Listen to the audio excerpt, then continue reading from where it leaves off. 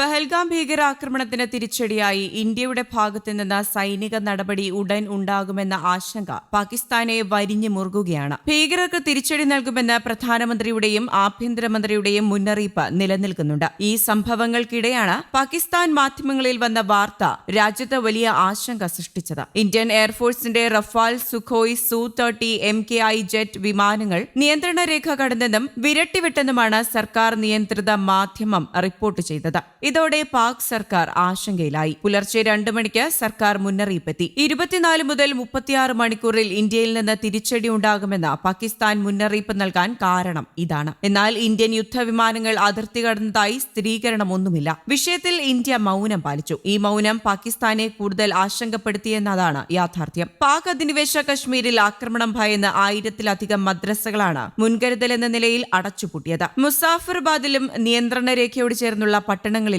School മുറ്റങ്ങൾ താൽക്കാലിക പരിശീലന ക്യാമ്പുകളാക്കി മാറ്റിയിട്ടുണ്ടെന്ന് അന്താരാഷ്ട്ര മാധ്യമങ്ങൾ റിപ്പോർട്ട് ചെയ്തു. കുട്ടികളെ പോലും അഗ്നിശമന ഉപകരണങ്ങൾ ഉപയോഗിക്കാനും പ്രഥമ ശുശ്രൂഷ നൽകാനും പരിക്കേറ്റ സഹപാഠികളെ സ്ട്രെച്ചറുകളിൽ കൊണ്ടുപോകാനും പരിശീലിപ്പിക്കുകയാണ് പാകിസ്ഥാൻ. നിയന്ത്രണ രേഖയോട് ചേർന്നുള്ള 13 മേഖലകളിൽ 2 മാസത്തേക്കുള്ള ഭക്ഷണം കരുതാനുള്ള നിർദ്ദേശവും നൽകിയിട്ടുണ്ട്. ഭക്ഷണം, മരുന്ന് തുടങ്ങിയ അവശ്യ വസ്തുക്കൾക്കായി $3.50 മില്യൺ എമർജൻസി ഫണ്ട് പാക് അധിനിവേശ കശ്മീരിലെ സർക്കാർ തയ്യാറാക്കിയിട്ടുണ്ട്. പാകിസ്ഥാന് തിരിച്ചടി നൽകാൻ സൈന്യത്തിന് പൂർണ്ണ സ്വാതന്ത്ര്യം നൽകിയതും പാകിസ്ഥാനെ ഭീതിയുടെ നിഴലിൽ നിർത്തിയിരിക്കുകയാണ്. പഹൽഗാം ഭീകരാക്രമണം കഴിഞ്ഞ ദിവസങ്ങളായിട്ടും ഇന്ത്യയുടെ ഭാഗത്തു നിന്നുള്ള നിശബ്ദത കൊടുങ്കാറ്റിന് മുൻപുള്ള ശാന്തതയാണോ എന്ന ഭയത്തിലാണ് പാകിസ്ഥാൻ. ഇതോടെ സുരക്ഷ കൂട്ടിയും മുന്നറിയിപ്പ് നൽകിയും ഇന്ത്യൻ തിരിച്ചടിക്കായി കാത്തിരിക്കുകയാണ് പാകിസ്ഥാൻ. ഹഫീസ് സയ്യിദിനെ ലക്ഷ്യം വെച്ചുള്ള ആക്രമണമായിരിക്കാം ഇന്ത്യൻ സൈന്യത്തിന്റെ ഭാഗത്തു നിന്നുണ്ടാകുന്നത് എന്നാണ് പാകിസ്ഥാൻ ഭയക്കുന്നത്. ഇതോടെ ലഷ്കർ-ഇ ത്വയ്ബ സ്ഥാപകനും രാഷ്ട്രീയ കക്ഷിയായ ജമാഅത്ത് ഉദ്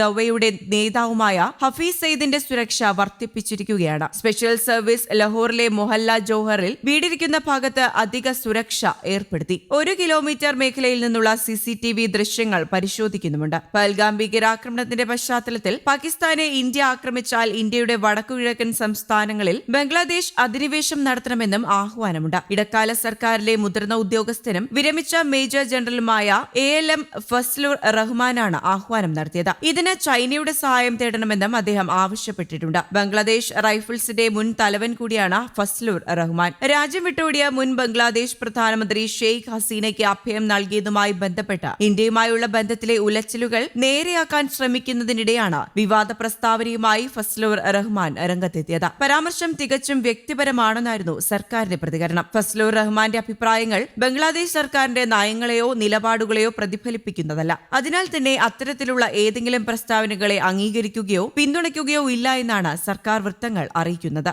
ന്യൂസ് ഡെസ്ക്, കേരള കൗമുദി.